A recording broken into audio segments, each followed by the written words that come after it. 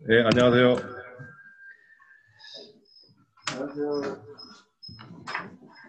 오늘 저 3강을 시작하겠습니다. 오늘 3강하고 다음 주 4강하고 농업 강의는 이제 마무리합니다. 예, 다음 주에는 이제 상당히 야심을 가지고 코로나와 연결해서 농업을 한번 다뤄볼 생각이고요.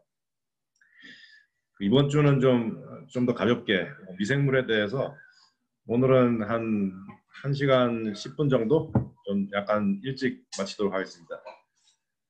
지난 시간 간단히 요약드리면은 농업의 시작점으로서 개간이라는 거 살펴봤고요. 자연 상태에서 흙이 만들어지고 비옥해지는데 얼마나 오랜 시간이 걸리고 얼마나 어려운 과정인지 그걸 설명드렸고, 그런 땅에 들어와서 숲을 밀어내고 밭을 만들었을 때 최소한 그거를 개간을 하는 그런 사람은 그 숲의 흙을 망가뜨리지 않아야겠다. 그것이 개간하는 사람의 기본적인 책임이다. 이런 말씀을 드렸습니다. 오늘 얘기하고 싶은 주제는 미생물입니다. 미생물. 요새 이제 코비드라고 해서 이것도 바이러스잖아요. 바이러스도 미생물이고요. 미생물 그러면 바이러스, 곰팡이, 박테리아, 고세균, 프로토조아, 원생동물 굉장히 조류 굉장히 많습니다. 이거 다 포함되는데 그 미생물들에 대해서 우리가 많이 모르죠. 우리가 눈에 보이는 거는 주로 큰 동물들, 큰 식물들이 보이니까 미생물은 워낙 작아가지고 잘 안 보이고 그냥 이렇게 음식을 상하게 하더라, 아니면 사람들한테 동식물의 병을 일으키더라, 이 정도로 좀 단순하게 이해하고 있는데 사실 미생물의 세계가 굉장히 깊이가 있고 그걸 이해를 하는 것이 농사는 물론 자연을 이해하는데 그리고 또 인간의 건강을 이해하는데 굉장히 중요합니다. 그래서 미생물에 대한 말씀을 시작하도록 하겠습니다.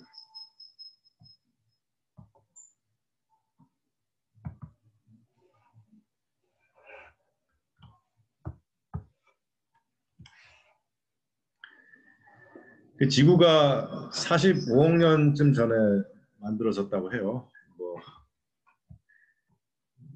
종교적인 시각 가진 분들을 계실지 모르겠는데 그런 얘기는 나중에 하고요. 저도 그냥 과학자들이 하는 말 인용하는 겁니다.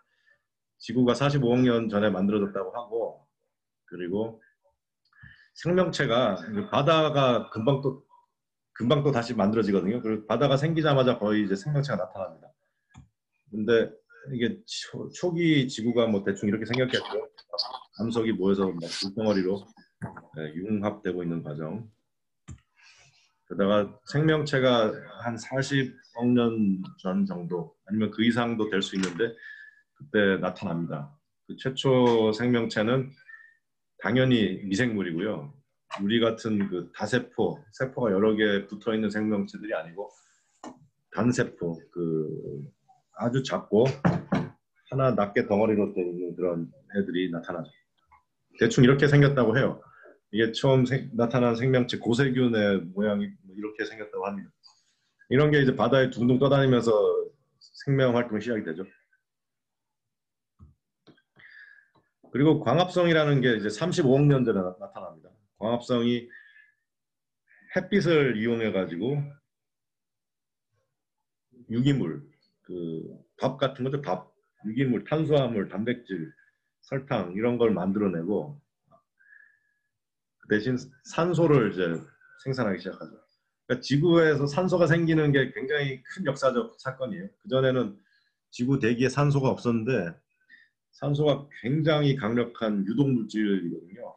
그러면서 그전에 살던 생명체들 대부분이 산소가 나타나면서 다 멸종해버려요. 산소가 너무 그전에 있던 생명체들을 다 죽여버립니다. 살균해버려가지고 산소 나타나면서 지구 생태계가 완전히 변해요. 그러면서 그전에 살던 산소를 싫어하는 미생물들, 그걸 이제 혐기성 미생물이라고 그러는데 산소 싫어하던 애들이 그럼 어디로 어떻게 생존해 나갔을까?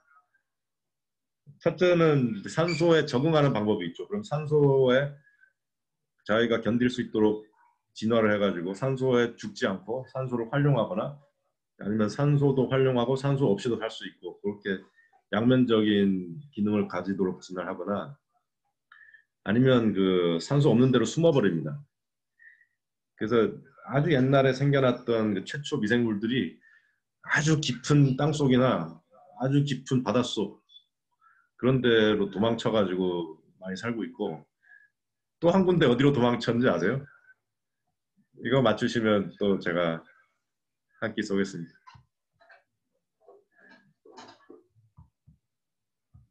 자, 3초. 하나, 둘, 셋. 넷. 걔네들이 동물들의 장 속으로 들어와요. 그 속에 숨어 들어옵니다. 그래서 여기 우리가 이제 음식을 먹지만 그 장 속은 현기 조건이기 때문에 걔네들이 살기에 좋거든요. 그 속에 들어와 가지고 살고 있어요. 거기서 뭘 하고 있느냐? 나중에 차차 말씀드리고. 광합성이라는 게 이제 이렇게 생긴 애들, 그 사이아노 박테리아라 그러는데 이런 애들이 이제 처음 나타나면서 시작을 해요. 우리가 생각하는 식물이 처음 나타나는 게 아니고 이런 애들이 처음 나타납니다. 안에 이제 세포 안에 보시면 엽록속 초록색이 있는데 이게 광합성을 해요. 그 참고로 말씀드리지만 이 광합성을 하는 방법이 이렇게 초록색 엽록소만 있는 게 아니고 빨간색도 있고 파란색도 있고 몇 가지 종류가 있어요. 걔네들이 이제 바닷속에는 아직 존재하는데 식물체로 들어온 애들은 엽록소였거든요. 그래서 식물이 초록색인 겁니다. 원시의 지구는 보라색 식물들이 오히려 있었다 뭐 이런 설도 있어요. 아무튼 지금 우리 지구는 이렇게 요 사이아노 박테리아 얘네들이 광합성을 시작했고 요 엽록소가 그대로 식물체로 들어오게 돼요 나중에. 그러면서 식물이 생겨납니다. 그리고 우리가 그 그러니까 섹스인데 이게 생명체들이 처음부터 성을 가지고 있는 게 아니고 이게 또 나타나요 나중에. 처음에 40억 년 전에 생명체가 나타나고 성이란 현상이 나타나는 게 한 20억 년 지나서 나타납니다. 그전에는 그냥 분열하거나 이게 떨어져 나가거나 분절하거나 이런 식으로 생식하거든요. 박테리아 같은 경우는 암수가 없죠. 그 박테리아 같은 경우 옛날 원시 생물체들은 성이 없습니다. 근데 그게 한 20억 년 전쯤에 나타나고 그 처음에 성이 나타날 때는 이 쾌락하고 아무 관계가 없어요. 그 신경이 나타나기도 전에 나타나거든요. 그러면 또 이제 성이 왜 나타나느냐 이런 논쟁이 그 과학자들 사이에서 아주 열띤 주제입니다, 사실. 흔히 생각하기로 이제 성을 가지게 되면 자손들의 유전적 다양성이 더 높아져서 생존하기에 좋다. 뭐 이런 게 주류적인 의견인데 또 그거에 대한 반론도 많습니다. 그리고 이제 곰팡이가 한 10억 년 전쯤에 나타나고요.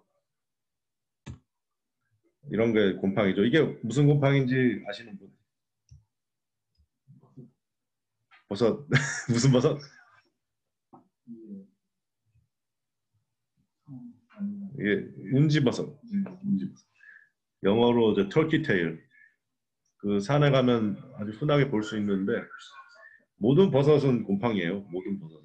그 곰팡이들 중에서 버섯을 만들어내는 곰팡이 분류가 있어요. 걔네들이 항상 버섯을 만들고요. 문지버섯 이런 거 아주 약으로 쓰죠. 그러다가 이제 6억 년 전에 다세포 생물이 나타납니다. 제가 이제 말씀드린 게 뭐냐면 40억 년 전에 생명이 시작했다면 40억 년에서 무려 34억 년이니까 한 8, 90% 지나고 나서 다세포 생물이 나타나요. 다세포라는 게 이제 우리가 보는 우리 같은 세포가 여러 개로 뭉쳐져 있는 생명체들, 식물이나 동물, 곤충, 뭐 지렁이 전부 다 다세포 동물이죠. 우리 눈으로 보이죠. 세포 여러 개가 모여가지고 덩치가 커져가지고 사람 눈으로 보이는 겁니다. 생명의 역사에서 대부분은 그냥 미생물이 물에 둥둥 떠다니거나 그냥 이렇게 혼자 살면서 지내온 역사고, 우리가 생각하는 뭐 공룡 나타나고 막 그 양치식물 우거지고 이런 거 전부 다세포 생물 나타난 뒤입니다.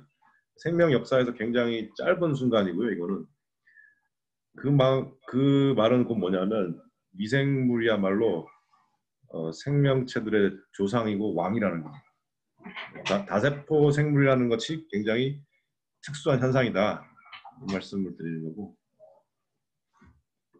식물이라는 게 이제 5억 년 전에 나타나고요. 공룡이 한 2억 년 전에 나타나고, 인간은 몇 억 년 전에 나타났을까요? 0.07억 년 전 정도에 나타났다고 합니다. 700만 년 전에 나타났다고 하고요. 뭐 인간을 뭘로 정의하냐 뭐 이렇게 보면 복잡해질 수 있는데,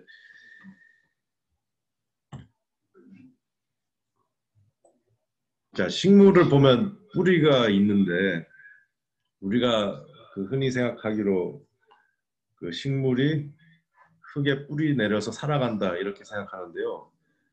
사실 그게 정확한 설명이 아니고, 식물은 자기 뿌리만 가지고 살아갈 수가 없어요.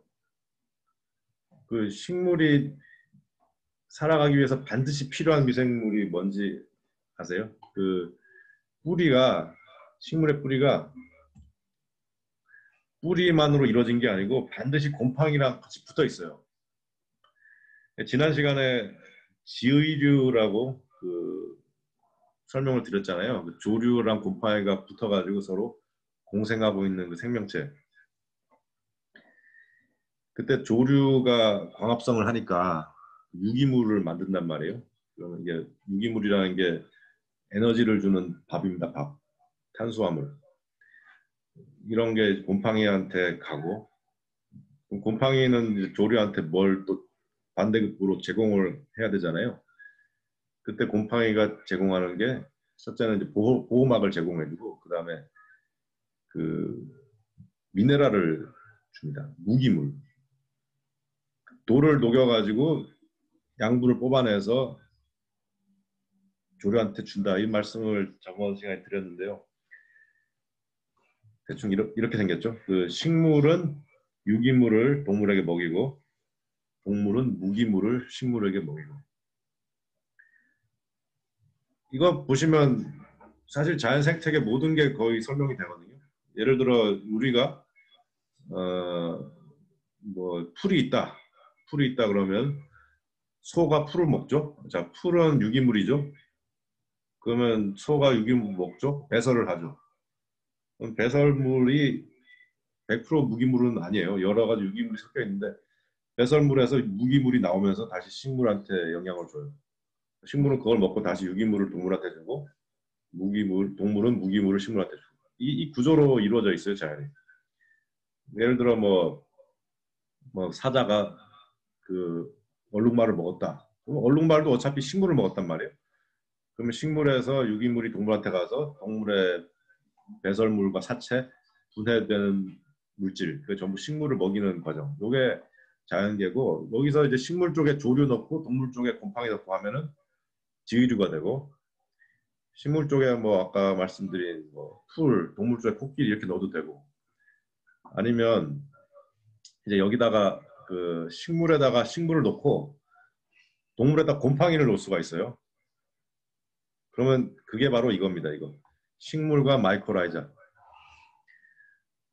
마이코라이자 들어보신 분 계시나요? 가드닝 좀 하신 분은 반드시 이걸 듣게 되는데, 마이코라이자라는 게 이제 조금 뭐 강의가 어려워진다고 생각하지 마시고, 이게 그 요즘 농업에 와서 기본적으로 얘기하는 게 마이코라이자인데, 이게 뭐냐면은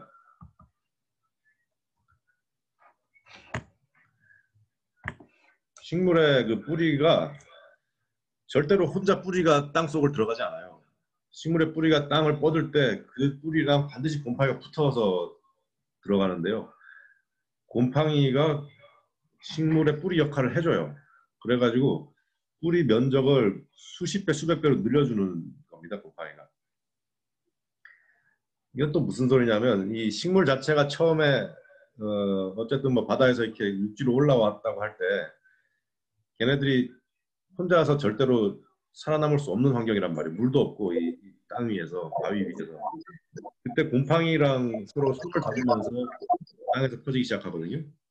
곰팡이가 아까 보여드린 이거 식물이 광합성을 해서 곰팡이를 먹여주니까 곰팡이는 거꾸로 미네랄을 먹여주고 또 곰팡이가 뭘 해주냐면 물을 수송을 해줘요. 이렇게 땅속에 뻗으면서 물을 찾아가지고 물을 또 식물한테 먹여주고. 곰팡이가 그 보시면 균사라는 게 있잖아요. 굉장히 가느다란 실. 그 균사라는 게 식물의 뿌리보다 훨씬 가늘거든요. 그러니까 식물의 잔뿌리보다도 더 가늘기 때문에 곰팡이 균사가 흙 속을 땅 속을 이렇게 파고들면서 양분을 흡수해가지고 또 물을 흡수해가지고 식물한테 전달을 해주는 겁니다. 이게 무슨 의미가 있냐면 옛날 제가 고등학교 때만 해도 기억이 나는데 우리가 그 뭐 식물의 기본에 대해서 배우잖아요. 그러면서 리비히 이름 기억하실지 모르겠는데 리비히의 무슨 최소 양분설 이런 거 나오고 NPK 얘기 나오고 식물이 어떻게 자라는가 이런 이론이 나오는데 우리가 배운 이론은 전부 그 식물이 질소, 뭐 인산, 칼륨 이런 거 흡수해가지고 자라고 어느 한 비료가 모자라면 못 자라고 이렇게 되게 기계적인 틀을 가지고 식물을 파악을 했었는데 그게 아니라 실제로 식물이 자라는 거는 곰팡이랑 서로 협조하지 않으면 식물이 자라는 게 불가능하다라는 거죠. 그게 농업상에 또 어떤 변화를 가져오게 되냐면은 옛날 이론을 가지고 농업을 하면은 식물 잘 자라게 하려면 식물들이 뿌리를 가지고 NPK, 질소, 인산, 칼륨, 칼슘, 마그네슘, 철 이런 걸 흡수한다. 그러니까 그런 거를 비료로 만들어서 잘 주면 되겠다. 이런 농업 이론으로 발달하게 되죠. 그래서 화학 비료가 발달하게 되고 그 농업이 그렇게 나가게 되는데 시각을 딱 바꾸는 순간 식물이 잘 자라려면 NPK를 어떻게 계산해서 줘야 될까라는 게 아니고 식물이 잘 자라려고 하니까 곰팡이랑 아주 협조를 잘해야 되더라. 이렇게 바뀌는 겁니다. 곰팡이가 식물이랑 잘 협조하려면 곰팡이가 잘 살 수 있는 토양 환경이 돼야 되겠고 그런 토양 환경을 만들려면 보니까 비료 쓰면 오히려 안 되겠더라. 비료 농약 쓰니까 안 좋더라. 이렇게 바뀌는 겁니다. 그래서 이런 마이코라이자 곰팡이 또 식물의 생리에 대한 이해가 깊어지면서 농학 자체가 바뀌고 있어요. 그 옛날에는 농약 만들어서 그냥 싹 죽여버리고 화학 비료 만들어서 그냥 식물을 팍팍 크게 만들고 그러는 거를 최우선시 했는데 이제 그런 거에 반대해서 뭐 유기농 운동이 오랫동안 있었죠. 놀라운 거는 요즘에 그 옛날에 막 그런 거 만들던 기업들이 이제 이쪽으로 점점 전환한다는 거죠. 그러니까 옛날에 그 농약, 비료, 제초제 이런 거에 아주 대표적이었던 기업들이 유기농 쪽으로 점점 오고 있어요.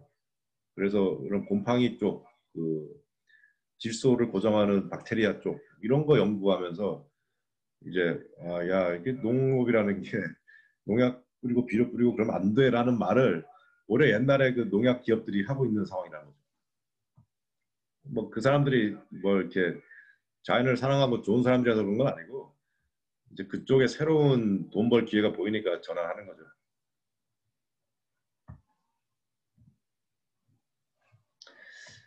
자, 곰팡이 마이코라이자 설명을 드렸는데요. 이 마이코라이자랑 식물이 어느 정도로 밀접한 관계냐면은 전 세계상에 있는 식물의 한 80% 이상, 한 90% 정도의 그 식물들이 반드시 곰팡이가 있어야지 살 수 있어요. 예를 들어 배추 이런 애들은 곰팡이 없이 그냥 자기 뿌리로 산다고 해요. 근데 대부분 우리가 보는 나무 아니면 풀, 채소, 곡물 이런 게 그 식물하고 딱 파트너가 돼 있는 마이크로라이자가 있어가지고 그 마이크로라이자가 활동을 해줘야만 식물이 건강할 수 있는 그런 구조로 돼 있습니다. 이거 제가 직접 찍은 사진인데 이 옥수수 제가 옥수수 심었다가 한번 뽑아봤거든요. 근데 이 막 뭐가 붙어 있죠. 그 뿌리에. 그냥 뿌리만 있는 게 아니고 핑크색, 하얀색 이게 붙어 있는 게 이제 뿌리하고 공생하고 있는 그 미생물인 겁니다. 곰팡이.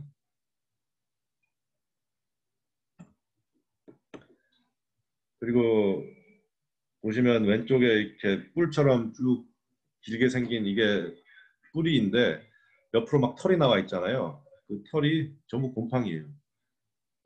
그 곰팡이가 실제로 뿌리를 뚫고 들어가가지고 뿌리 속에 들어가 있죠. 뿌리하고 곰팡이가 한 놈이 된 상태죠. 그러니까 이제 곰팡이가 그 무기물, 미네랄하고 물을 수송에다가 뿌리한테 넣어주고 뿌리는 다시 이제 광합성에서 만들어낸 유기물, 밥을 이제 곰팡이한테 먹여주죠. 서로 이렇게 교환하고 있는 과정인데 이게 그 마이크로라이자가 기본적으로 활동하고 있는 방법이고요. 이게 여러 가지 또 분류가 돼요. 뿌리 속에 들어가는 놈도 있고 뿌리 겉에 있는 놈도 있고 서로 딱 접촉만 하는 놈도 있고 다양한데 기본적 개념은 식물과 마이크로라이자가 서로 물물 교환을 하면서 도와주면서 살아가고 있더라. 그래서 식물의 건강이라는 게 곰팡이 나아가서 미생물을 돌보지 않고는 불가능하더라. 안 들려요? 예, 그렇게 농업 이론이 발전하고 있습니다.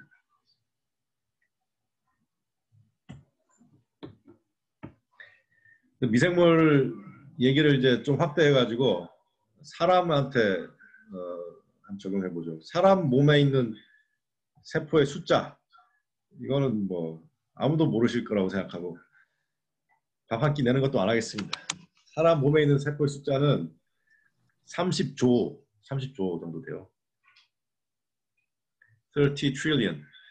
자, 사람 몸에 있는 미생물 숫자는 얼마나 될까요? 60조입니다. 로터스 60조입니다. 훌륭합니다. 예.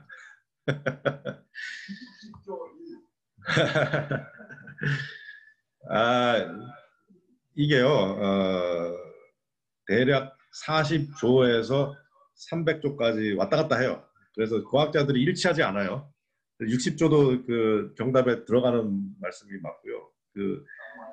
예. 근데 제가 이번에 밥 낸다는 얘기 안 했잖아요. 그래서 축하드립니다, 어쨌든. 감사합니다. 예, 역시 그 로터스 국과장님께서는 계속 이제 개근상으로 등교하고 계시고 또 저번에 곡괭이질을 너무 잘해주셔가지고 제가 특별히 고맙게 생각하고 있습니다. 그 사람 몸에 이제 세포 수보다도 사람 몸에 있는 미생물이 더 숫자가 많다는 거죠. 좀 놀라운 얘기 아닌가요? 근데 그러면 사람 세포 수보다 미생물 세포 수가 많다? 그러면은 사람 몸에 미생물이 다 어디 있을까요? 사람 몸덩어리보다 더 큰 미생물이 있는 게 아니잖아요, 지금. 무슨 말이냐면 사람 몸에 있는 미생물들이 굉장히 작아요. 사람 세포보다 훨씬 작아가지고 숫자는 많지만 이 질량, 무게는 훨씬 가벼워요. 사람 몸무게 한 1%에서 2% 정도밖에 안 돼요. 미생물 무게가. 대부분의 미생물은 사람 장 속에서 살고 있어요. 장 속에 살고 있고 그 다음에는 우리 그 피부에 살고 있어요. 자, 피부하고 장하고 공통점이 뭐냐면은 그 인간의 몸 바깥이라는 거죠. 인간의 체외입니다. 체외. 네. 피부는 당연히 체외죠. 근데 이 입으로 들어가서 이제 식도, 위, 창자 쭉 내려가는데 이게 관으로 돼 있는데 이게 체외입니다. 체외. 외부 환경에 노출되어 있는 체외고 우리 체내, 이 몸속 근육이나 혈관이나 신경속 이런 데는 미생물이 없겠죠. 그 속에 미생물이 있으면 그 감염이 되겠죠, 우리가. 그러니까 미생물 숫자가 굉장히 많더라. 근데 그 미생물 좀 이제 더럽고 지저분하고 나는 이거 싫다. 내 몸에서 미생물 없애면 좋겠다. 피부 미생물 없애고 창자 미생물 없애고 그러면은 어떻게 되느냐? 사람이 즉사입니다. 즉사. 네, 사람이 살 수가 없어요. 미생물 없이. 그 우리가 특히 그 밥을 먹고 소화하는 과정에 있어서 미생물이 없으면 우리가 영양 섭취를 할 수가 없어요. 네, 우리 또 옛날에 또 고등학교 교과 과정 기억하시면 또 배웠잖아요. 그 우리가 어떻게 소화를 하는가, 뭐 우리 소화 효소가 나와가지고 아밀라제, 펩티다제, 리파제 뭐 쭉 나오잖아요. 그러면서 마치 우리가 효소를 만들어서 음식을 소화한다라고 배우는데 그것도 맞지만 그거 이상으로 또 중요한 게 미생물들이 우리 장내에서 활동을 해가지고 소화를 하거든요. 무슨 말이냐? 우리 힘으로 우리 힘만 가지고 소화하는 게 아니고 미생물들이 소화하는 것 때문에 우리가 영양을 섭취하는 겁니다. 더 쉽게 말씀드리면은 이렇게 제가 밥을 먹는다. 밥을 먹으면은 이게 창자로 내려가 가지고 미생물들도 그걸 먹어요. 근데 먹어요. 그럼 뭐 내가 먹는 거 뺏어 먹으니까 이건 기생충 아니냐?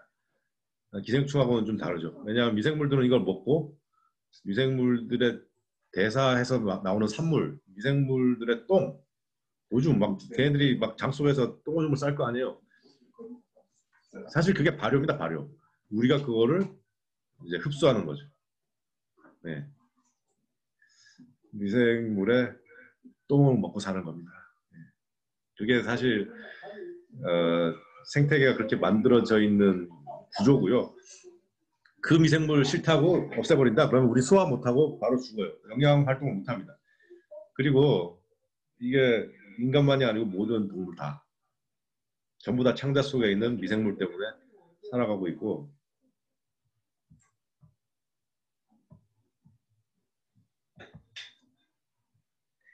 그 인간 몸의 미생물 숫자를 한 10배로 추산하기도 해요. 한 300조 이렇게 추산하기도 하는데 이제 제가 보수적인 과학자들 글을 보니까 39조 이렇게 추산하더라고요. 그래서 한 1점 몇 배에서 10배까지로 미생물이 많이 있고 이게 무슨 말이냐면 또 우리가 건강하기 위해서는 우리 몸에서 우리가 공생하고 있는 미생물을 이해하거나 배려하지 않고는 건강할 수가 없다는 말이 됩니다. 근데 이제 우리가 미생물 그러면 너무 그 나쁘게 이제 파악을 하죠. 이런 거 보시면 무슨 생각이 드시나요? 이게 질경인데 질경이 이 허연 게 뭘까요?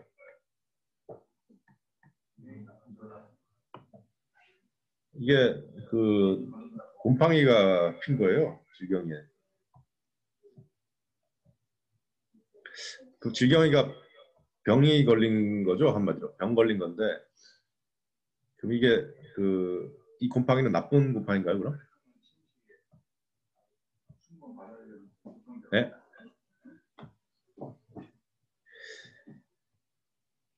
식물을 병들게 한 저 곰팡이는 나쁜 건가요? 어떻게 생각하세요? 저 곰팡이가 사실 흰가루라는 곰팡이가 인간의 그 작물도 다 감염시켜서 병을 일으킬 수 있어요. 예, 그럼 이 곰팡이는 나쁜 건가요? 한번 생각을 해보시고요. 근데 이거는 인간의 작물이 아니고 그냥 자연 상태에 그냥 자라고 있는 질경이 거기에 피어났더라고요, 이게. 네, 사진을 찍어봤고 이거 제가 좀 성격이 특이해서 이런 거 보고 막 감동을 받는데 이거 그 깨진 아스팔트 사이로 풀이 났잖아요. 예, 이게 이제 우리가 말하는 잡초인데 그 우리가 식물을 기르는 밭에서 잡초 나면 굉장히 싫어하잖아요. 근데 이렇게 이런 척박한 곳에서 자라나는 이런 식물 잡초 이게 나쁜 애인가요? 선과 악의 개념에서 제가 물어보는 겁니다. 자, 우리가 언어를 사용하는데 그 풀이라고 했을 때 느껴지는 어감하고 잡초라고 했을 때 느껴지는 어감하고 자 이거 풀이 돌 사이에서 자란다 하고 잡초가 올라온다 이렇게 표현하는 거 곤충이라고 말하는 거랑 해충이라고 말하는 거 미생물이라고 말하는 거랑 병균이라고 말하는 거 이게 뭐 grass 영어로 이제 grass 아니면 weed insect 아니면 pest microorganism 아니면 pathogen 자 weed pest pathogen 딱 이렇게 말하는 순간 그냥 우리의 어떤 자동 반사로 아 그 나쁜 놈들 다 죽여버려야지 딱 그게 생겨나거든요.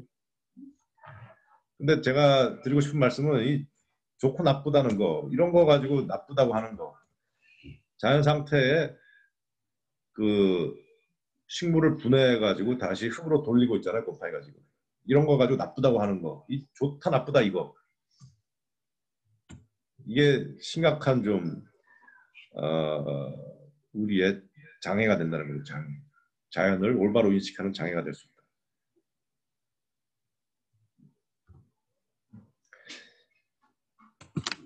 예, 그래서 농업 하다가 보면 굉장히 철학적인 질문을 많이 하게 돼요. 선과 악에 대해서. 왜냐하면 맨날 듣는 얘기가 아, 저 벌레 저거 나쁜 벌레 죽여야 된다. 아니면 저 풀 저거 없애버려야 된다. 이런 말을 많이 듣는데 그러면서 그 학살을 이제 정당화하죠. 온갖 독극물을 가져와서 환경에 뿌리고 풀을 이제 포이즌 시키는 거죠. 제초제로 죽이고 곤충을 역시 포이즌으로 죽이고 미생물들을 또 다 살균해서 죽여버리고 이렇게 하는데 과연 인간이 너는 나쁜 놈이야 죽어야 돼라고 말할 자격이 있는지 저는 아주 의심스럽고요.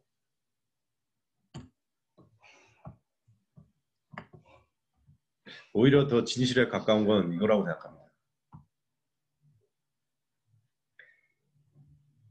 우리가 좋다 나쁘다 이렇게 구분하는 게 실제로 좋고 나쁨이라는 게 절대적으로 존재해가지고 아, 선을 키우고 악을 없애야겠다라고 하는 동기가 아니고 우리가 막 뭔가를 죽이고 아니면 누군가를 죽이고 빼앗고 파괴하고 약탈할 때 저거 진짜 나쁜 놈이야 라고 하는 순간 진짜 마음이 편해지거든요. 안 그래요? 우리가 뭐 그 옛날에 이제 노예제도 있을 때 저것들은 인간이 아니야 이렇게 말하는 순간 얼마나 마음이 편해져요.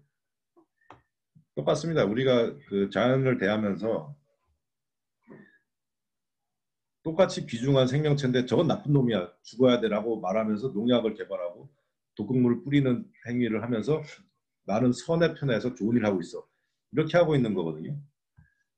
그거야말로 저는 극악이라고 생각합니다.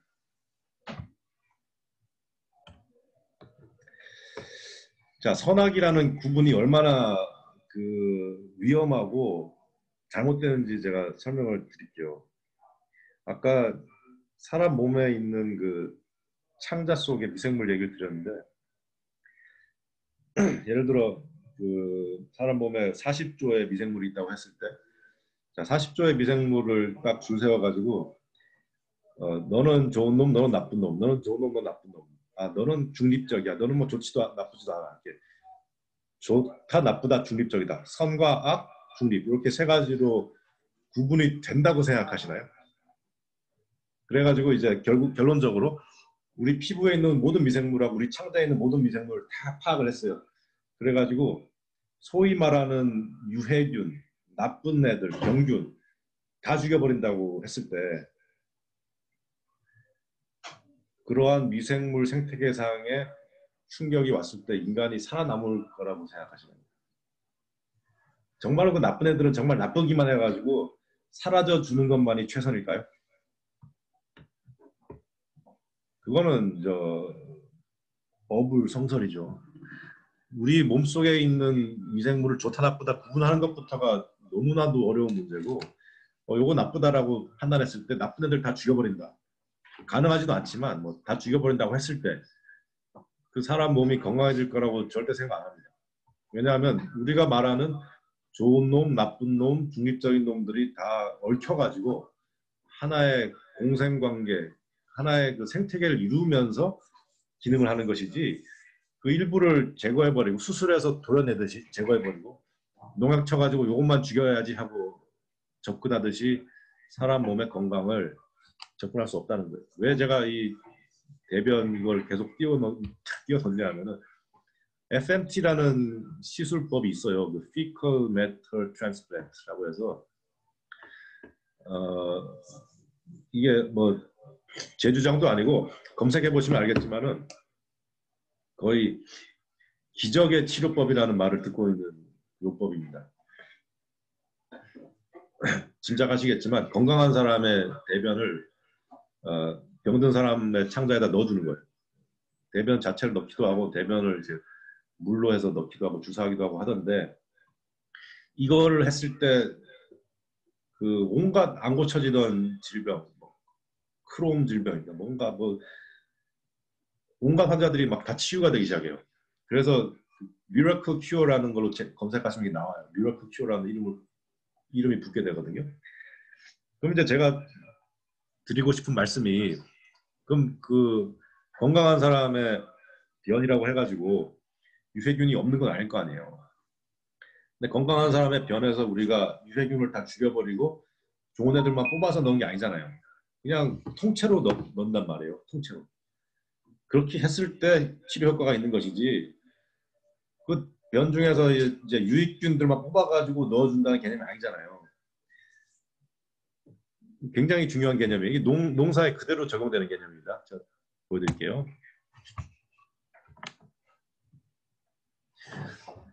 이런 것도 한번 보시면 우리가 그 김치를 담을 때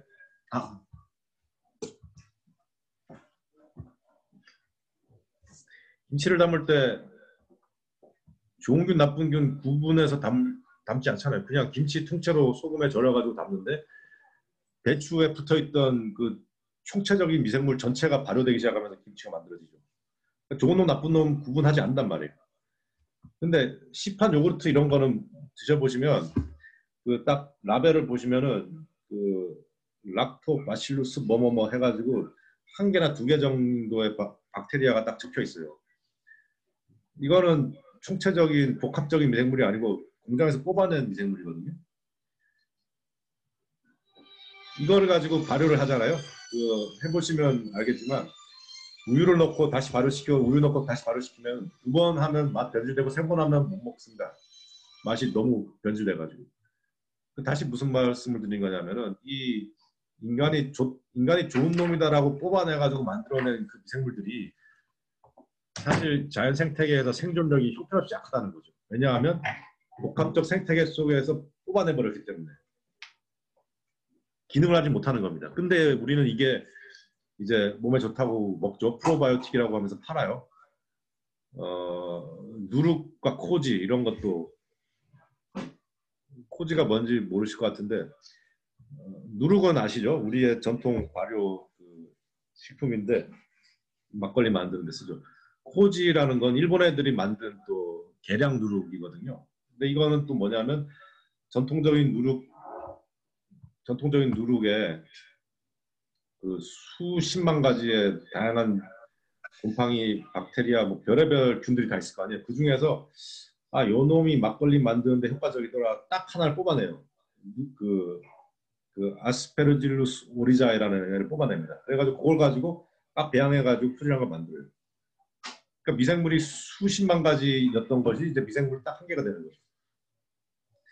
자, 농업으로 와볼까요? 퇴비라는 거를 만들죠. 우리가 그 유기물을 발효시켜서 퇴비 만들었을 때 퇴비 속에 있는 미생물의 종 몇 가지냐 알 수 없어요. 너무 많아가지고 수백만 가지가 될 수도 있고, 그리고 인간이 여태까지 파악을 한 미생물의 숫자 자체가 전체 미생물의 종 중에서 한 1%가 되나 안 되나 뭐 그렇게까지 얘기를 해요. 그 정도로 미생물은 미지의 세계입니다. 퇴비 속에 있는 그 숫자를 알 수 없는 종류의 다양한 미생물에 비해서, 그리고 그 미생물들이 만들어내는 온갖 부산물들, 대사산물들, 영양물질들, 그게 사실 비료거든요. 그거랑 비교해서 화학 비료라는 건 뭐죠? NPK 딱 세 가지 들어가 있죠. 제가 지금 드리는 말씀이 그 굉장히 좀 과학 철학적인 내용이에요. 이게 결국 무슨 얘기를 하는 거냐면 이 환원주의라고 리덕셔니즘의 얘기를 하는 거거든요. 리덕셔니즘이라는 게 이 전체 시스템이 막 돌아가는 걸 가지고 딱 한두 가지 요소로 환원시켜 가지고 그거를 설명하는 거죠. 그러니까 식물이 자라는데 NPK 요걸 딱 환원시켜서 설명을 하고, 사람이 건강해지려면 요거 박테리아 요걸 장에 넣어줘야 돼. 환원시켜서 얘기하고. 환원주의라는 것이 이 시대의 지배적인 패러다임이고, 환원주의가 왜 그렇게 득세하느냐? 환원주의는 자본주의랑 아주 궁합이 잘 맞거든요. 왜냐하면 요 미생물이 몸에 좋더라. 그럼 이제 특허를 낼 수가 있죠. 근데 김치가 몸에 좋더라. 특허 못 냅니다. 김치에 있는 미생물 파악을 할 수가 없거든요.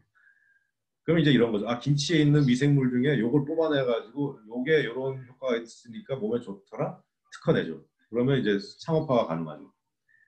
그래서 이렇게 환원주의가 판을 치게 됐고, 제가 아까 설명드린 이런 시술법, 이거는 이제 복합적이죠. 환원주의가 아니죠. 환원주의의 반대말은 전일주의, 홀리즘이거든요. 근데 홀리스틱한 세라피인데, 이거는 그냥 건강한 사람의 변 자체를 뽑아서 넣어준다는 개념인데, 환원주의가 여기 들어오는 순간 또 어떻게 되냐면, 건강한 사람의 변을 조사해봤더니 요 균하고 요 균하고 요 균이 있더라. 뽑아내죠. 그래서 분리 배양을 하고 그거의 건강 효과를 이제 과학자들 동원해서 쭉 논문을 발표하고 그걸 특허를 내겠죠. 그걸 가지고 이제 상품화하는 겁니다. 팔겠죠. 근데 생각해 보실 때 지금 이 미러클 큐어, 기적의 치유라는 이름까지 붙은 이 시술법이 이렇게 효과가 좋은 이유가 건강한 사람의 전일주의적, 홀리스틱한 그 미생물을 그대로 가져왔기 때문에 효과가 있는 것이지, 그 속에서 몇 가지를 뽑았기 때문에 효과가 있는 게 아니잖아요. 근데 그쪽 접근으로 자꾸 간다는 거죠. 특허 내고 사유화하고 상품화하고. 전부 이제 우리 시대의 흐름하고 연결되는 문제들입니다. 그래서 과학 철학하고 농업하고 밀접하게 연결이 돼 있어요. 그래서 밭에다 퇴비를 넣어준다, 이런 거는 전일주의적 접근이죠. 얼마나 복합적인지, 얼마나 많은 미생물이 있고 종류가 다양한지 모르는 상태 그대로 넣어주는 거죠. 근데 밭에다가 화학비를 넣어준다, 환원주의적이죠. 요거 들어가 있다. 개량할 수 있고 측량할 수 있고 상품화할 수 있고 특허낼 수 있고, 그걸 넣어준다. 아니면은 심지어 요즘에 그 미생물 제품들이 굉장히 또 고가에 팔리고 있어요. 제가 자꾸 그 유기농이라는 게 좋은데, 유기농이라는 게 자연을 보호하고 안전한 식품을 사람들한테 먹이다 다 좋은데, 그 유기농의 아주 가장 큰 문제가 너무 고비용화되는 거거든요. 유기농에서 사용할 수 있는 거 없는 거 이렇게 다 구분을 해놓는데, 저번에 말씀드렸듯이 만약에 제가 뭐 낙엽하고 이런 거 모아서 퇴비 만들어서 밭에 주면 그 유기농에서 허용이 안 돼요. 집에서 그런 거 만들어서 쓰는 거를 허용 안 합니다. 엄격한 기준을 거친 퇴비만 써야 된다라고 하는 거기 때문에 결론적으로 기업에서 생산해낸 퇴비를 사다 써라, 이게 되거든요. 그래서 유기농이라는 게 좋은데 그런 문제가 있고 심지어 이제 미생물들도 다 그 상품화가 됐기 때문에 뭐 퇴비 만들어서 그 퇴비에 있는 미생물 넣어준다. 아니면 우리 김치 국물 같은 거 미생물 넣어준다. 이런 개념이 아니고 또 전부 다 환원주의적으로 좋은 미생물 이거 뽑아냈어요. 그래서 요 미생물 가지고 상품화한 거 요거를 써야만 된다. 이렇게 돼 있어요. 간단히 이제 검색해 보시면 알겠지만은 그 마이크로라이자라는 것도 이미 상품화가 돼 있고요. 그 이렇게 한 버켓 이런 거 뭐 100불, 200불 막 그 제가 400불까지 하는 거 봤어요. 아니 미생물을 그렇게 돈을 주고 사다 써야 되는 농업이 어떻게 가난한 사람이 할 수 있는 농업이 될 수 있고 가난한 사람을 먹일 수 있는 농업이 될 수 있어요. 저는 그런 농업은 반대하고 유기농업 자체가 좀 그런 측면에서 심각하게 방향 전환을 해야 된다 이렇게 생각을 합니다.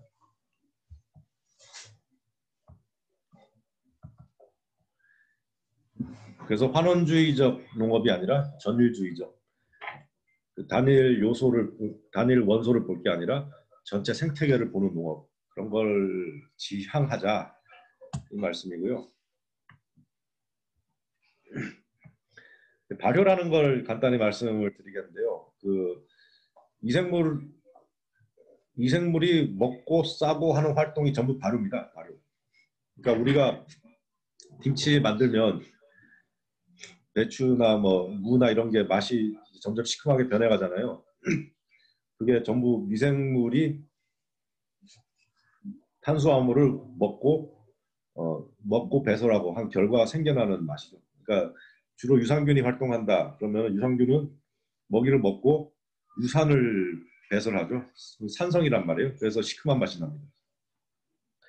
예를 들어 뭐 술을 담았다. 그러면은 옛날에 이제 주로 포도주 많이 했죠. 그 유럽 쪽에서 포도에 있는 설탕을 이스트가 먹어요. 효모가 먹고 그 효모가 알코올을 생산하잖아요. 쉽게 좋게 말하면 생산이고 알코올을 배설하는 거예요. 효모의 똥이 술입니다, 사실. 효모가 똥 싸는 배설물이 알코올이에요. 그래서 그 효모가 설탕을 분해해서 술을 만들면 달달하던 달콤하던 그 액체가 당분이 사라져버리고 전부 알코올로 바뀐단 말이에요. 그게 발효고요. 그 재밌는 얘기 하나 해드리면 왜 대부분 와인이 13도일까요?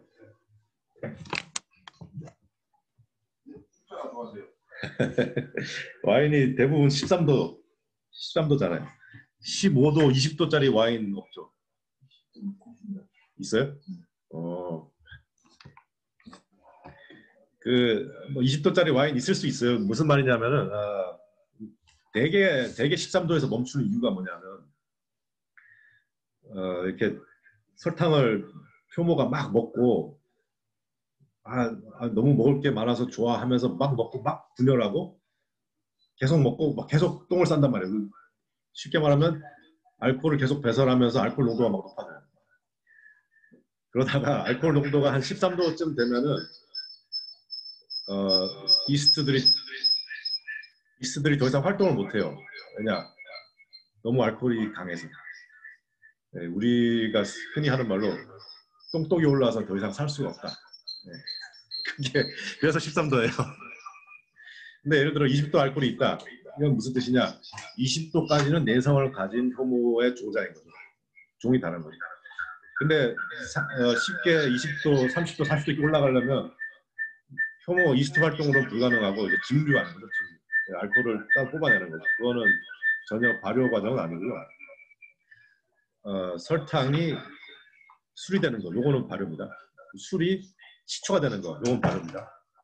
근데 식초를 가지고 뭐 야채를 식초에 넣어서 장아찌 만들잖아요. 요건 발효가 아니에요. 그건 방부입니다. 방부.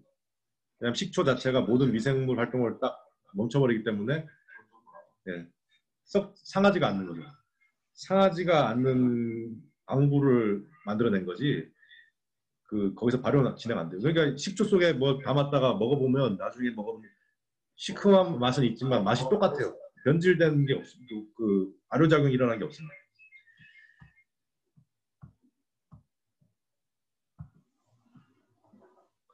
그래서 발효라는 게 그 미생물이 먹이 활동을 하고 배설 활동을 했을 때 그 결과물이 사람한테 유용하더라. 그럼 발효라고 부르고 유해하더라. 그러면은 뭐 부패했다, 썩었다 이렇게 말을 하는 겁니다. 그냥 사람의 편의상 붙인 이름들이고요. 이런 건 이제 제가 그 실제로 현미경 가지고 미생물을 수시로 관찰을 해요. 요게 시판되는 시중에 있는 콤부차. 얼핏 봐도 미생물 숫자가 굉장히 적죠.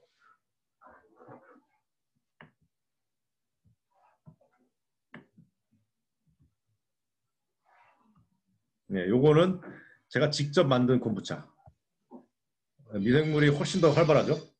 숫자도 많고.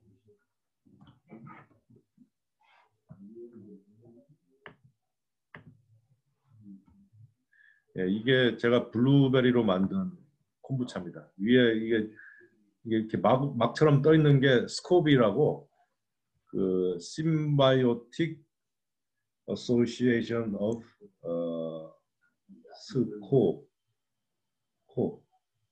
하여튼 이스트하고 박테리아, 이스트와 박테리아가 모여가지고 같이 살고 있는 미생물 도시예요. 그 필름이 이렇게 형성이 돼요 위에. 굉장히 잘 발효되는 모습이고요. 블루베리로 만든 거. 이런 건 제가 그 농업에 쓰려고 그 흙에다 넣어주는 미생물들을 많이 연구하는데 이렇게 찍은 겁니다. 그러니까 실제로 미생물 숫자가 굉장히 많죠. 이런 거에 미생물 자재로 흙에 들어가는 거죠.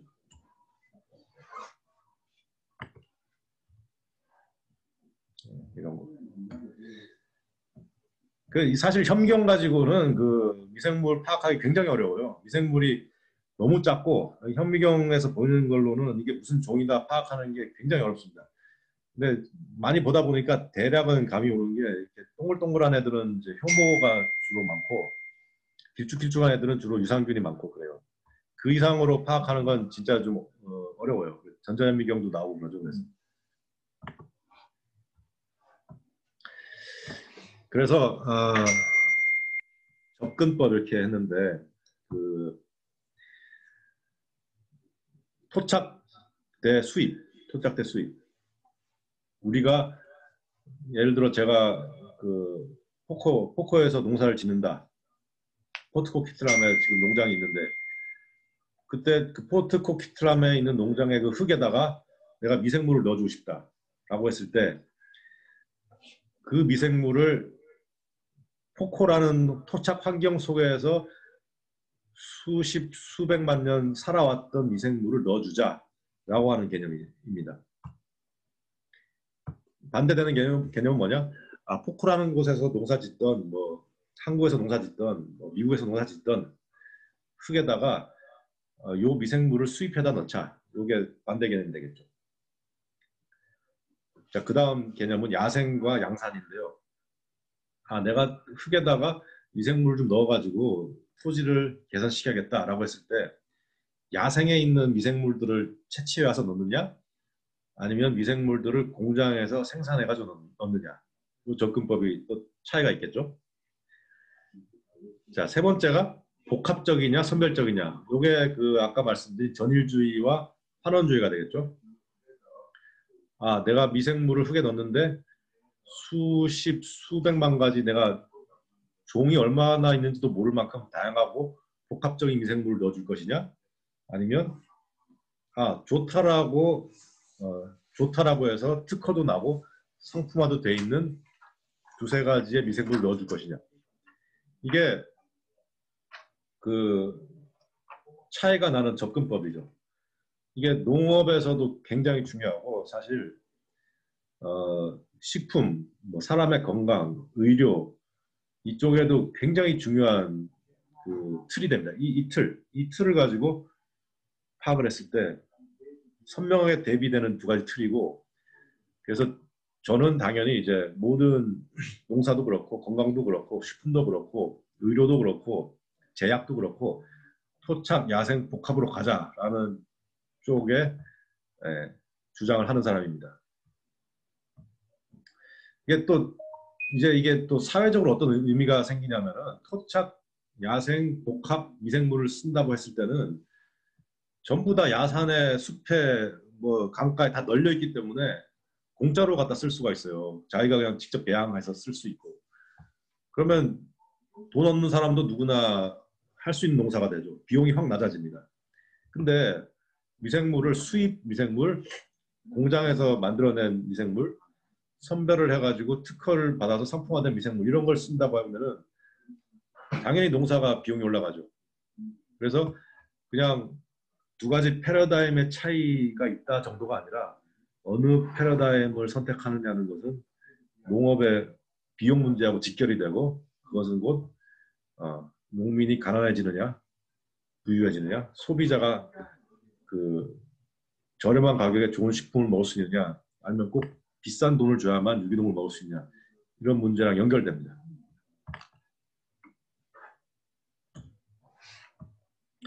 이게 저번에 보여드렸던 지의류 전부 이제 토착 미생물들이죠. 토착 야생이죠. 아주 복합적이고 이런 애들 이런 게 이제 그 화이트 라팅 펑기 그 백색 부효균이라고 그러는데 나무를 분해하는 모습이죠. 이것도 나무를 분해하는 모습. 그 나무 가지를 쪼갰을 때 단면인데 속으로 전부 곰팡이가 자라고 있죠. 우리가 그 숲에서 나무를 분해하는 거는 곰팡이입니다.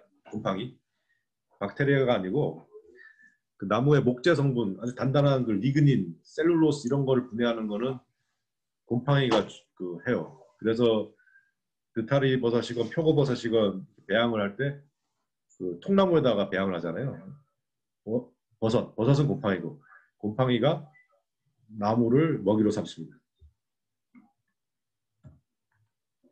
이건 제가 길렀던 느타리 버섯인데 잘 나왔죠. 크게. 좀 양산을 좀 많이 하려고 그랬는데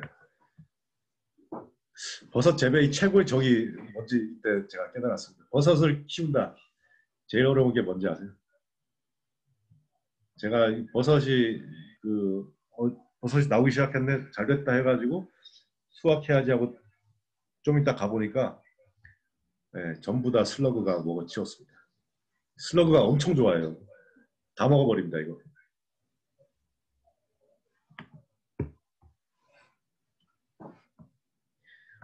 이게 야산에서 제가 긁어온 나뭇잎, 부엽토, 숲에 떨어져 있는 나뭇가지들. 이게 그냥 가볍게 보실 게 아니고 이게 미생물에 대한 모든 답을 다 보여주고 있는 거예요. 야생에 있는 그 토착 환경에서 수십만 년 살아왔던 그 미생물, 야생이고 복합적이고 온갖 종의 미생물들이 다 얽혀 있죠. 이거를 통째로 가져와서 밭에 넣어주는 거죠.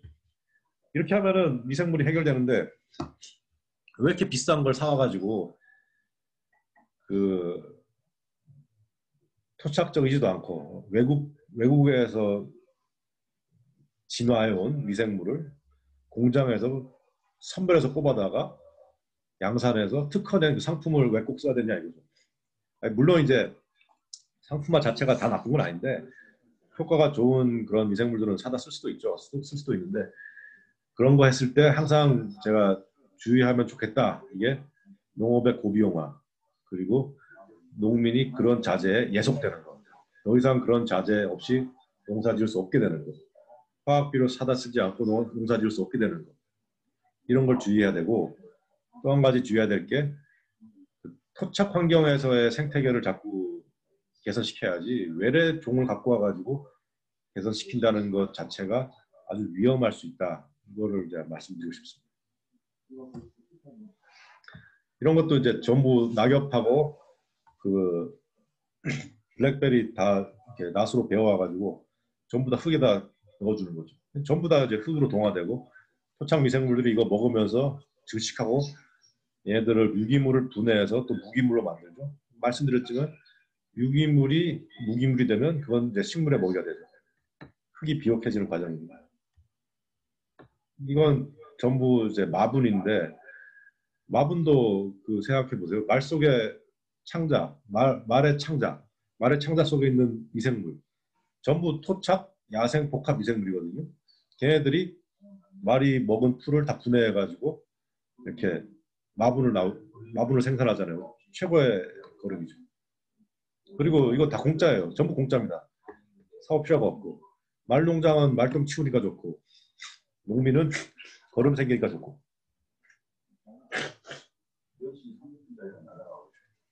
이런 흙이 이제 숲에 있는 흙이죠. 미생물이 아주 굉장히 건강하죠. 이런 숲에 이런 흙을 가지고 농사의 모델로 삼고 밭을 이렇게 만들어 나가야지 무슨 그 수입, 양산, 선별된 미생물 몇 가지 넣어가지고 흙을 좋게 만들겠다. 이거는 일단 비용도 비용이고 되지가 않는 방법이라고 생각합니다. 그래서 이제 좀 이제 기술적이고 실용적인 거 약간 설명을 드리고 끝내겠습니다.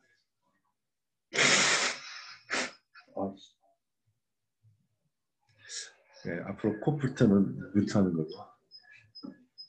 자, 흙의 미생물을 활성화하는데 좋은 자재들. 아까 보여드린 낙엽, 그 야산의 낙엽 최고죠. 숲에 있는 낙엽 최고입니다. 그리고 부엽토, 푸슬푸슬한 그 검은 흙, 낙엽 바로 아래 있죠. 최고입니다, 최고. 그리고 여기 요즘에 낙엽이 많이 떨어지니까 길거리 청소한다고 낙엽 많이 있죠. 낙엽 막 봉지로 막 해서 버리잖아요.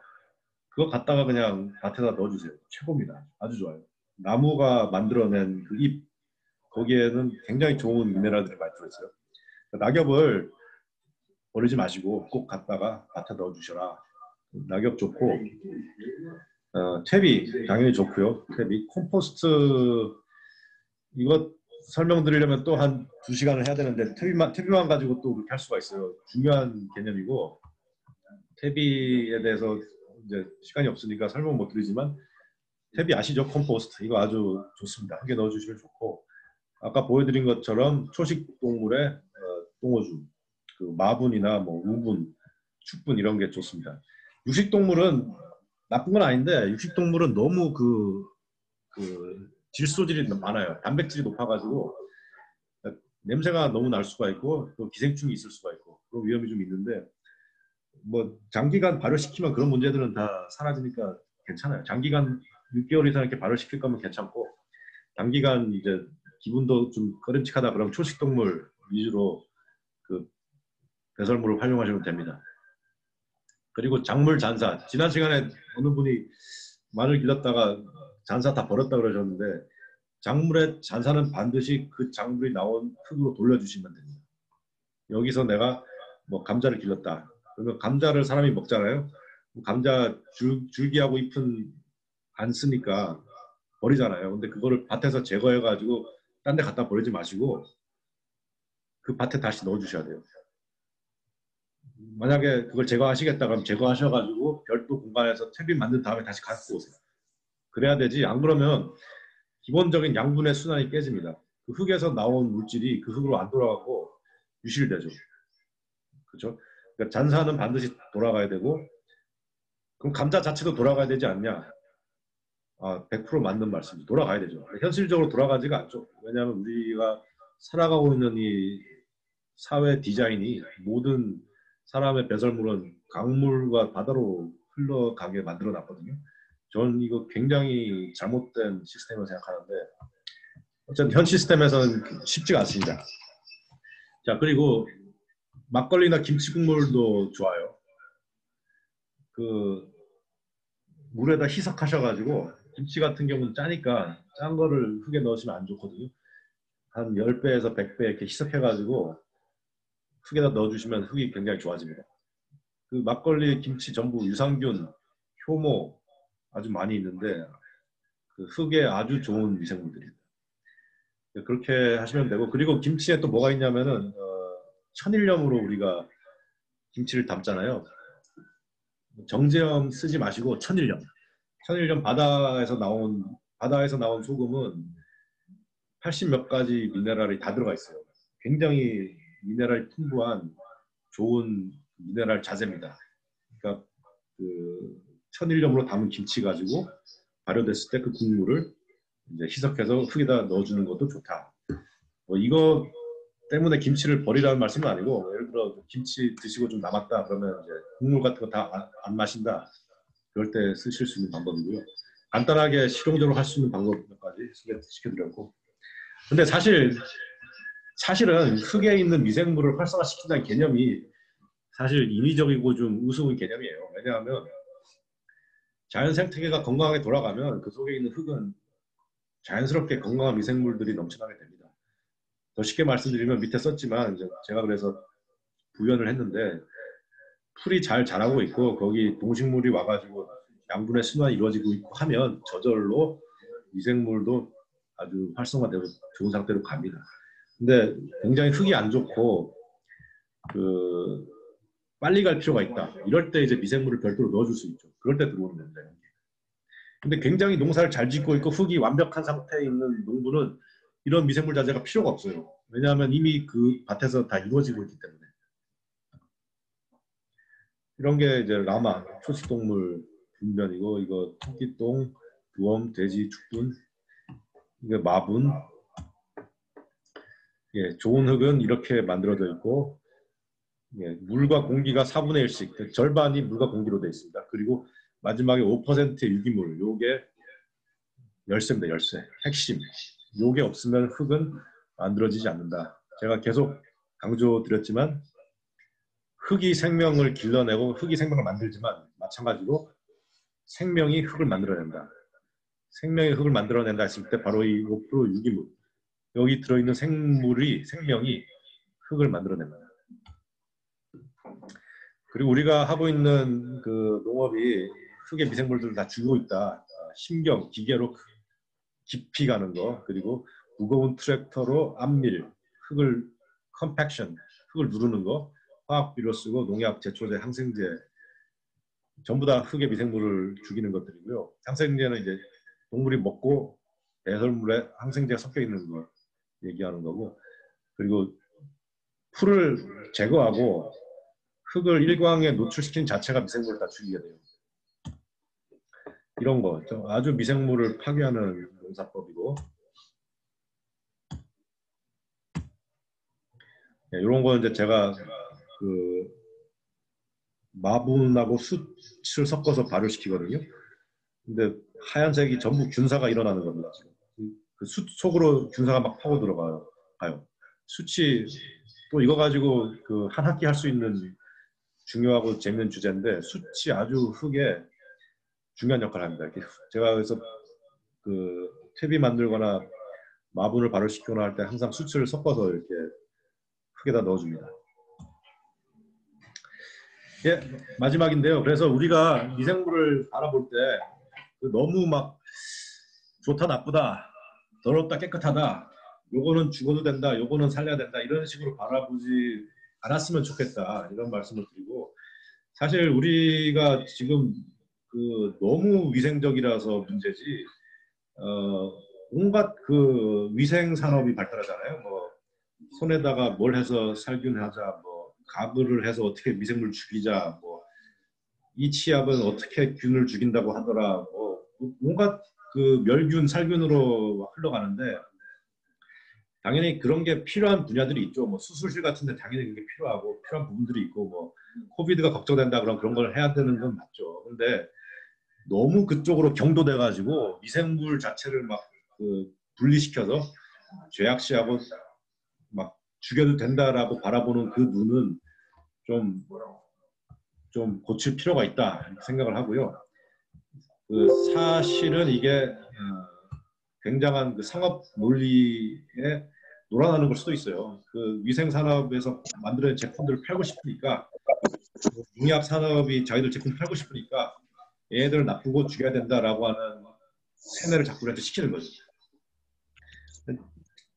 하지만 미생물이 우리보다 훨씬 더 오래 살아온 생명의 조상이고, 그 미생물들로 인해서 우리가 구성이 되죠. 소우주는 대우주를 구성을 하죠. 그리고 우리가 이렇게 구성이 돼가지고 미생물들이 없는 어떤 의식 활동도 하고 그 도덕도 가지고 뭐 하늘의 뜻도 생각해보고 개간 얘기했을 것처럼 이렇게 하면서 이제 소우주가 완성이 되는 거죠. 소우주는 대우주를 구성하고 대우주는 소우주를 완성하고 이렇게 해가지고 발표를 마치겠습니다.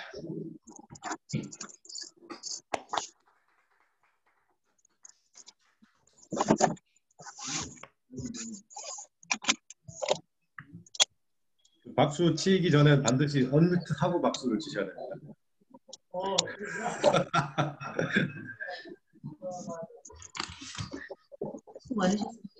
예. 자, 그 질문, 의견, 코멘트 아니면 난 그렇게 생각 안 해. 이런 거 다 환영합니다. 말씀해 주시고요. 네. 항상 질문하셨는데.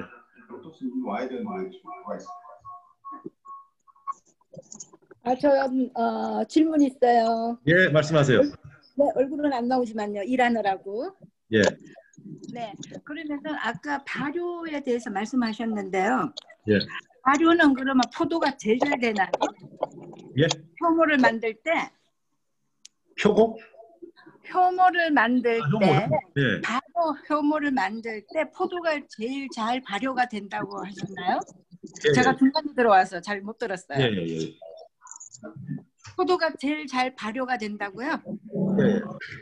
효모 만들 때? 맞아요. 예. 그게 그 아주 재밌는 질문인데 이 효모가 이제 영어로 이스트가 술을 만들어요. 그래서 설탕을 술로 만드는데 그 이스트가 그럼 어디에 존재하느냐라고 했을 때 사실 자연계에 아주 광범위하게 존재해요. 식물체 표면에 다 붙어 있거든요. 근데 집중적으로 붙어 있는 데가 어디냐면 얘들이 좋아하는 먹이, 당분이 있는 곳에 가서 붙어 있죠. 그게 바로 이제 과일 껍질이 되는 거예요. 과일 속으로 들어가기 힘드니까 과일 껍질에 붙어 있는 거예요.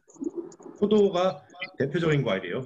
포도에 그 이스트가 많이 붙어 있고 그 밖에 다른 과일들도 이스트가 많이 붙어 있어요. 그래서 이스트를 이제 역시 마찬가지 얘기가 되는데 그 수입, 양산, 선별 미생물을 쓰려면 그냥 가게에 가서 그 효모 사다 쓸 수가 있고요. 그게 아니고 내가 토착, 야생, 복합 이스트를 쓰고 싶다 그러면은 그 우리가 살고 있는 이 땅에서 나온 과일을 가지고 효모를 거기서 배양시키면 돼요. 그 방법 아까 제가 보여드린 블루베리 콤부차 그걸로 만든 겁니다. 이 토착 미생물 가지고 발효시켜서 만든 거예요. 그 이스트를 어떻게 배양해서 증식시키느냐 이 기술적인 거는 이루어지니까 나중에 기회 되면 설명드릴게요. 근데 제가 저는 사과로 효모를 만들고 포도로 효모를 만들어서 빵 만들 때 사용을 하거든요. 시중에서 사지 않고. 근데 제가 만들어 본 결과 사과가 포도보다 훨씬 잘 되더라고요. 네, 이겁니다. 이거 진작에 토착, 야생, 복합 미생물을 저비용으로 활용하고 계신 거죠. 아주 좋은 방법이고 그게 사실 옛날에 다 그 사워도우 만들고 할 때 그 이스트 그렇게 만든 거죠. 하는 겁니다. 사워도우가 아니지. 사워도우는 약간 다른 만들 법이 달라요. 어쨌든 효모 그렇게 하시는 거 아주 좋은 방법입니다. 예, 다른 분 있으신가요? 예, 감사합니다.